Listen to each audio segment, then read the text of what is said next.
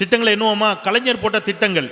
இப்போ நான் வாசிக்க போறேன், நீங்க என்ன போறீங்க? சத்துணவை சத்தான உணவாக மாற்றுவதற்கு சத்துணவில் முட்டை, இலவச பஸ் பாஸ், கம்ப்யூட்டர் கல்வி, பெண்களுக்கு சொத்துரிமை, காவல்துறையில் பெண்களும் பணியாற்றலாம் என்ற சட்டத்தை இந்தியாவில் முதன்முறையாக கொண்டு வந்தவர். விவசாயிகளுக்கு இலவச மின்சாரம், 42 அணைக்கட்டுகள், குடிசை இல்லாத மாநிலமாக தமிழ்நாட்டை மாற்ற வேண்டும் என்பதற்காக குடிசை மாற்று வாரியம், பூசாரிகள் நலவாரியம், அரசு போக்குவரத்து கழகம், குடிநீர் வடிகால் வாரியம், கிராமங்களை இணைப்பதற்கு மினி பஸ், மாவட்டந்தோறும் மருத்துவ கல்லூரி, குமரி முனையில் வள்ளுவனுக்கு வானுயர சிலை, மிகவும் பிற்படுத்தப்பட்டோருக்கு இடஒதுக்கீடு, இஸ்லாமியர்களுக்கு உள்ளிட ஒதுக்கீடு, பழங்குடியினருக்கு இடஒதுக்கீடு, அருந்ததியினருக்கு உள்ளிட ஒதுக்கீடு, பெரியார் நினைவு சமத்துவபுரங்கள், தமிழ்நாடு முழுவதும் பாலங்கள். சென்னையில் அவ்வளவு பெரிய அண்ணா மேம்பாலம், கத்திப்பாரா மேம்பாலம், இந்த திருநெல்வேலியில ஈரடுக்கு மேம்பாலம், ஆசியாவிலேயே முதன்முறையாக கட்டப்பட்ட மேம்பாலம், கார் தொழிற்சாலைகள், சிப்காட் தொழிற்பேட்டைகள், தமிழுக்கு செம்மொழி அங்கீகாரம், மாநிலம் முழுவதும் ரேஷன் கடைகள், பாபா சாஹேப் அம்பேத்கர் பெயரில் சட்டக்கல்லூரி,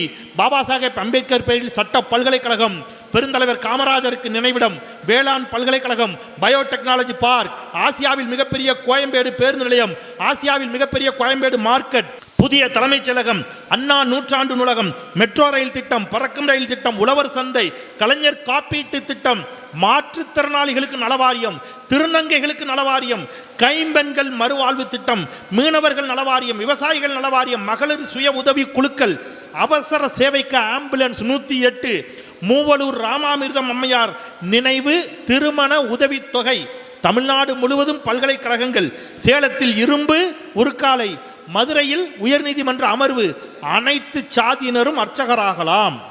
சொல்லுங்க எத்தனை?